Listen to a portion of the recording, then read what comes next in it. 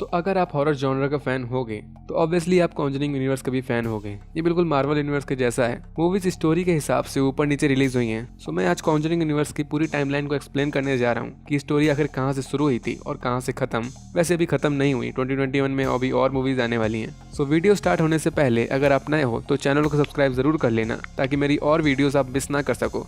So let's start and you all just have to sit down, keep calm and listen to me. तो chronology के हिसाब से इन सारे भूतिया इवेंट्स की शुरुआत हुई थी द नन मूवी से।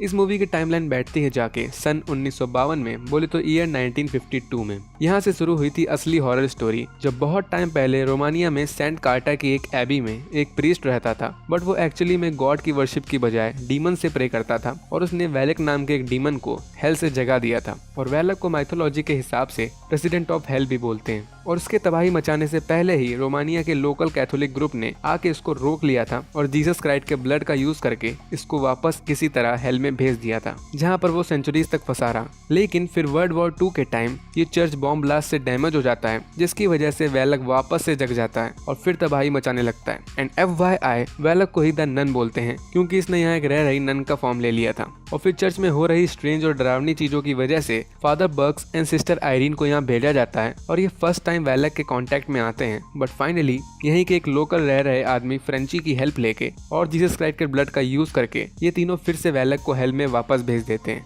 बट वैलक उर्फ नन अपनी सुपर नेचुरल पावर्स का यूज करके फ्रेंची की बॉडी को पजेस करती है और रोमानिया से बाहर निकल जाती है। और यहाँ से वेलकम होता है एनाबेल का। इसकी शुरुआत हुई थी एनाबेल क्रिएशन से। इसकी टाइमलाइन बैठती है जाके सन 1943 में, बोले तो ईयर 1943 में, जब एक डॉल बनाने वाले आदमी सैमुअल मलिंग्स और इसकी वाइफ एस्थर मलिंग्स के सामने उनकी 7 साल की बेटी एक एक्सीडेंट में मर जाती है। इसका नेम था Annabelle. So mister and missus Mullins सोचते हैं कि डार्क मैजिक का यूज करके ये अपनी बेटी की स्पिरिट को वापस ले आएंगे, बट एक डीमन इनको बेवकूफ बना देता है और मिस्टर मलिंग्स के द्वारा ही बनाई गई एक डॉल में रहने लगता है। एंड FYI इस डॉल को ही एनाबेल बोलते हैं क्योंकि ये बनाई गई थी मलिंग्स की डॉटर के लिए जिसका नेम था एनाबेल, बट इसमें रहने लगता है वो evil demon. So mister and missus Mullins इस डीमन से छुटकारा पाने के लिए प्रीस्ट से हेल्प लेके एनाबेल डॉल को लॉक करके रख देते हैं, जिससे वो डीमन भी उसी डोर के अंदर लॉक हो जाता है। बट फिर 12 साल बाद मिस्टर एंड मिसेस मलिंग्स अपने घर में ऑर्फनेज गर्ल्स और एक caretaker nun sister Charlotte को रहने की जगह देते हैं। और ये सिस्टर शॉर्लेट उसी सेंट कार्टा की मोनेस्ट्री से आई थी जहाँ पर वैलक डीमन रहता था रोमानिया में। इसके पास वहाँ की फोटो भी थी जिसमें से एक वही नन थी जिसको वैलक पोजेस कर लेता है। खैर कुछ टाइम बाद वहाँ पर एक लड़की थी जिसका नेम था जेनिस। ये उसी लॉक डोर को ओपन कर देती है जिसमें एनाबेल थी, मतलब इसने उस डीमन को आजाद कर दिया जो एनाबेल के अंदर था। और लास्ट में वो डीमन एनाबेल डॉल को छोड़कर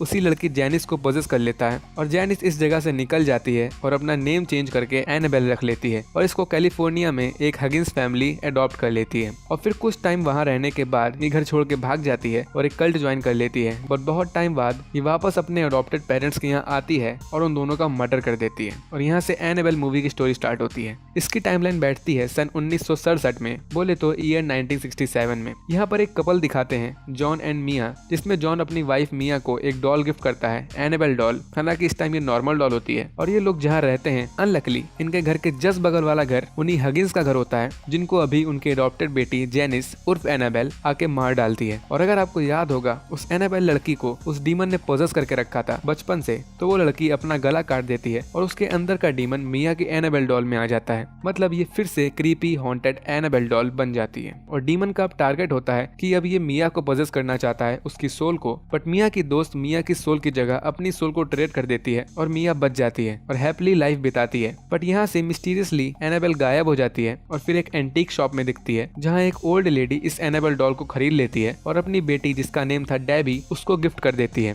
डेबी एक नर्स होती है और इसके पास अब एनाबेल डॉल होती है, तो ऑब्वियसली डॉल का डीमन इसको हॉन्ट करने लगता है। सो यहाँ से ये डॉल ले जाते हैं वॉरेंस। तो अब आते हैं वॉरेंस पे। सो जिस टाइम 1957 में वैलक वाला सीन हुआ था रोमानिया में, उस टाइम एड वॉरेन एंड इसकी वाइफ लॉरेन वॉरेन, इन दोनों ने इंग्लैंड में पैरानॉर्मल साइकिक रिसर्च ओपन कर ली थी और फिर बहुत सारे पैरानॉर्मल चीजों से इनका पाला पड़ा था। और ये सारी डिमोनिक प्रेजेंस वाली चीजें अपने घर में एक लॉक्ड रूम में रखते थे आकर, शोरूम ऑफ हॉन्टेड आइटम्स। और कुछ रूमर्स और थ्योरी का ये भी कहना है कि रोमानिया की जो सिस्टर आयरीन थी वो एक्चुअली में लॉरेन वॉरेन है, मतलब इसका पास्ट है। ये बस एक फैन थ्योरी है, इसका कोई लेजिट प्रूफ नहीं है। और यहाँ से स्टोरी कंटिन्यू होती है एनाबेल कम्स होम में ये टाइमलाइन बैठती है सन 1971 बोले तो ईयर 1971 में, जब वॉरेंस उस एनाबेल डॉल को अपने घर में लाकर बंद कर देते हैं और अपने काम पे चले जाते हैं। सो इस टाइम इनके घर में इनकी बेटी जूडी होती है और इसकी बेबी सिटर मैरी उसकी दोस्त होती है। बट ये लोग एनाबेल को रिलीज कर देते हैं और घर में काफी अफरा तफरी मच जाती है क्योंकि घर में और भी बहुत सारे हॉन्टेड आइटम्स थे। बट लास्ट में ये तीनों सब सेटल कर देते हैं। अगेन एनाबेल को उस लॉग मिरर केज में बंद कर देते हैं। देन यहाँ से स्टोरी स्टार्ट होती है द कॉन्जरिंग की। ये टाइमलाइन बैठती है सन 1972 में बोले तो ईयर 1972 में। वॉरेंस लोगों को डिमोनोलॉजी के बारे में एक वेस्टर्न यूनिवर्सिटी में लेक्चर दे रहे होते हैं और लेक्चर में ये क्लिप दिखाते हैं जिसमें एक पजेस्ड आदमी होता है मॉरिस नाम का, और ये अपनी वाइफ को शूट करके फिर अपने आप को मार डालता है। और ये मॉरिस कोई और नहीं, वो फ्रेंची होता है जो 1950s में रोमानिया में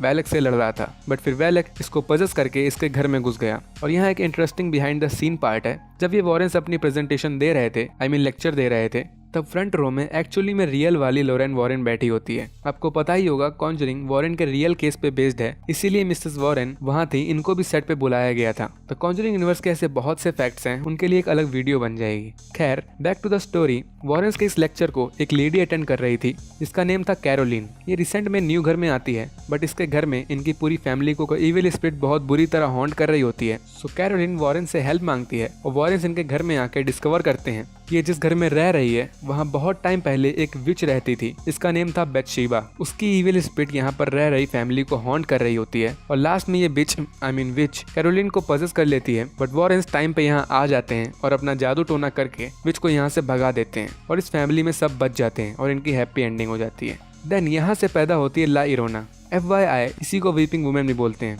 ये टाइमलाइन बैठती है जाके सन 1973 बोले तो ईयर 1973 में। 16th सेंचुरी में मैक्सिको में एक मदर अपने बच्चों को डुबा के मार देती है, देन खुद भी मर जाती है। देन वीपिंग वुमेन का कर्स स्टार्ट हो जाता है और 1973 में एक लेडी एना टेट ग्रासिया, ये एक सोशल वर्कर होती है और ये एक लेडी के बच्चों को पुलिस के पास ले जाती है। बट अनफॉर्चुनेटली उस लेडी को ला इरोना हॉन्ट कर रही थी। सो अब उस लेडी से ला इरोना एना टेट पे और इसके बच्चों के पीछे पड़ जाती है और इनको मारने का ट्राई करने लगती है। यही वीपिंग वुमेन का कर्स होता है। बट एना टेट एनाबेल वाले प्रीस्ट फादर परेज से हेल्प मांगती है। यही एक कनेक्शन है जो इस मूवी को कॉन्जरिंग यूनिवर्स से जोड़ता है। सो फादर परेज एक लोकल प्रीस्ट से इनको मिलवाते हैं और वो प्रीस्ट इस फैमिली की हेल्प करता है और फाइनली वो ला इरोना को मार भी देता है, उसके कर्स को तोड़ देता है और ये फैमिली भी बच जाती है। और यहाँ से स्टोरी स्टार्ट होती है कॉन्जरिंग 2 की। इसकी टाइमलाइन बैठती है जाके सन 1976 में बोले तो ईयर 1976 में। यहाँ पर रोमानिया वाले वैलक की वापस एंट्री होती है जब वॉरेंस एक केस की इन्वेस्टिगेशन कर रहे होते हैं हेमिट वैले में। देन यहाँ लॉरेन को